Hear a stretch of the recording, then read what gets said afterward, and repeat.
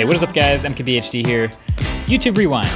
Every year, the biggest celebration of the top stuff on YouTube that year, the biggest creators, the best videos, the memes, everything.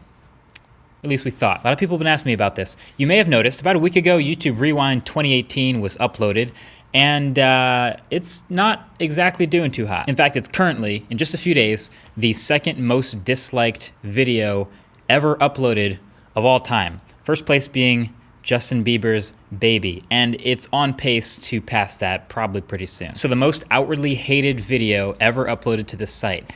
And it's all part of this bigger, overwhelming shift in sentiment about YouTube Rewind from the good old days of 2013, 2014, 2015 till now. But why? Why is this happening? That's the question, naturally. I think the problem with YouTube Rewind, at least as I see it, is pretty simple actually. YouTubers and creators and audiences see it as one thing, and YouTube, who's in charge of making it, sees it as something completely different. So YouTubers like me, and I've been in YouTube Rewind actually the past couple of years now, and creators and all of us tend to think of YouTube Rewind as this big celebration of looking back at the biggest YouTubers, the biggest YouTube events, things that happened on the site in the past year, and Rewind just looking back at it all. Makes sense, right? And that is what it started out as. Actually, YouTube Rewind 2011, the first one, is literally Rebecca Black counting down the top 10 most viewed videos on YouTube that year, ending in number 1, Friday by Rebecca Black. So this kind of established, it's like the whole point is to rewind and look back at what the biggest things on YouTube were. And year after year since then, they've sort of expanded it to include more YouTube moments, more memes, more references, and it sort of became like this honor to be included in YouTube Rewind. Now this all makes sense, but at a certain point, YouTube started seeing it differently. So as YouTube as a site starts to grow and expand, you gotta see it from the other side too. This, with the scale and the massive changes, they obviously are a company that has to make money, and the way they do that is by pairing advertisers to content. So they started seeing YouTube Rewind as a place to showcase all the best stuff that happens on YouTube for advertisers. And so now fast forward to this era of brand safety and post-adpocalypse and all these things, it's become more important than ever for that relationship between YouTube and advertisers to remain strong and for them to show the best stuff on the platform to those advertisers. So YouTube Rewind turned into this like, hey, check out all of these advertiser-friendly things for you to spend your money on, all these super clean creators and these late night show hosts and all these things that you want your ads next to. So YouTube Rewind, in a way, just turned into a giant ad for YouTube. That's the truth. So the delta between what YouTubers and creators and audiences want Rewind to be and what YouTube it keeps making is clearly why people are so upset. Everyone has good reason to be mad about, big YouTubers or moments that they wished were in Rewind for 2018 because they were big on the platform, but they weren't in Rewind.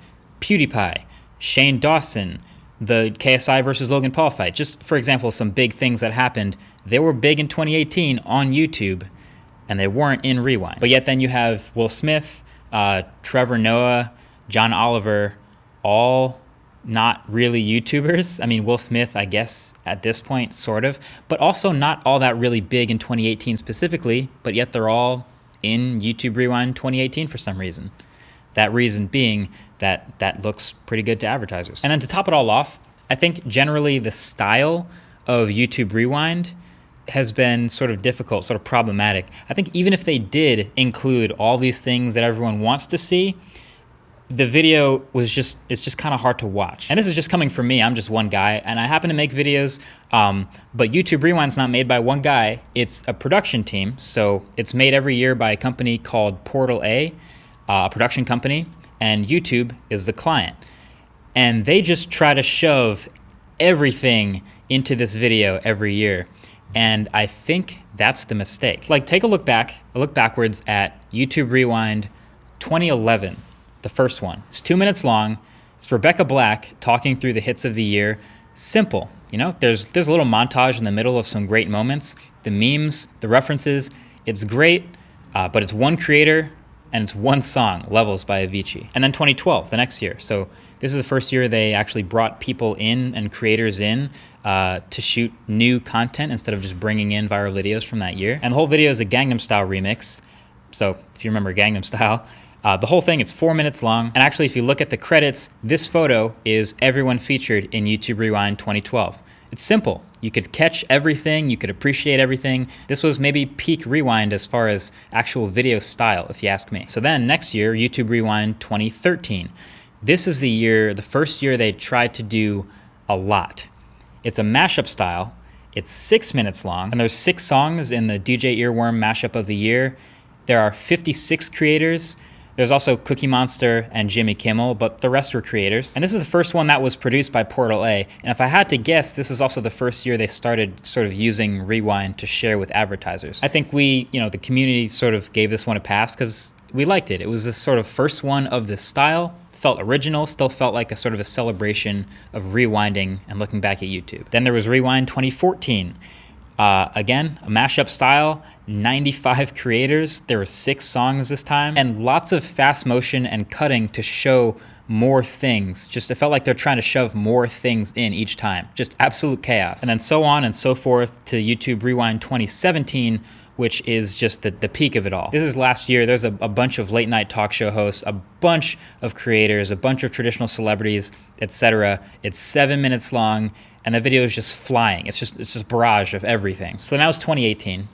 I was talking a bit with the director as we were shooting it in LA this year, and we were actually talking a bit about how this year's Rewind was going to be different. Actually, before I even went, we were on a call about it, but they talked about, this year there were hundreds, 300 plus creators last year. This year we're going to cut it down to 100. We're listening to the comments. This is the first time we're going to actually give creators a voice in Rewind.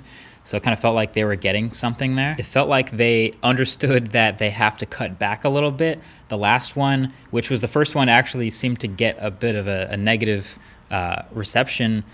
Wasn't sustainable. They got to cut it down. And actually, fun fact, I was told, again, this was before we even shot this, I was told that they were planning on introing it with Will Smith, and when they met with him about what he would have in Rewind, apparently he independently said Fortnite and my name, MKBHD.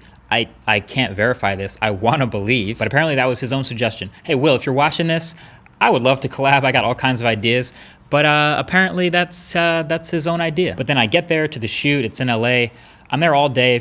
We're shooting for 12 to 14 hours with a bunch of other creators who were awesome. We did a bunch of takes of jumping out of the Fortnite bus, a bunch of different expressions with everyone on the bus. Everyone has different lines and different things they're doing towards the camera. I did a stunt for a couple of hours. So yes, me falling out of the bus at the beginning of the video was actually me harnessed in costume on like a zip line, actually falling past the camera. So that happened. And there's a whole clip on someone's hard drive somewhere back at Portal A of me like landing in the bus, realizing where I am at, like looking down at my costume, understanding that I'm on a bus and the bus is flying and this is the Fortnite bus and Will Smith put me here and we're gonna have to jump.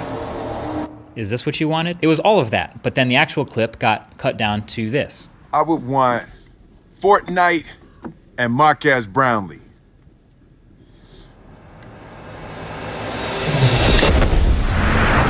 Is this what you wanted? You know who I would have asked for? And that was it.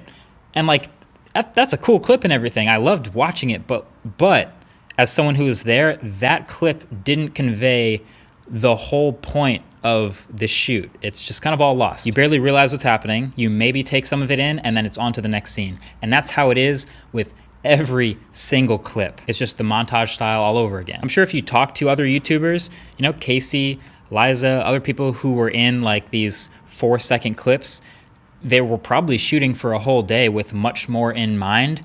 And it all still ended up with YouTube Rewind 2018, this chaotic barrage of clips that's just really hard to watch. So I think the problem with this mashup style Rewind video in 2018 is you're still making it look like you're trying to include everything when you're also clearly still not including everything. So in conclusion, YouTube Rewind's problem is it's trying to appeal to advertisers because that's what YouTube kind of feels like they have to do, by excluding any even little bit of a controversial thing that happened in the last year.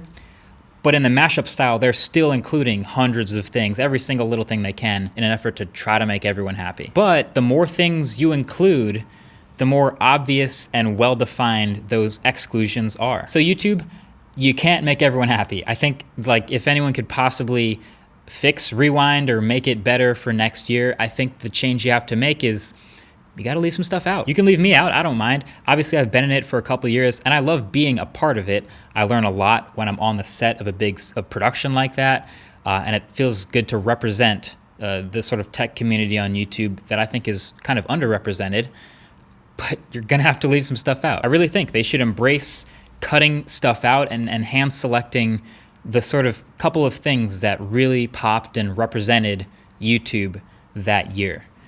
And sort of a throwback to what made the previous YouTube Rewinds so great.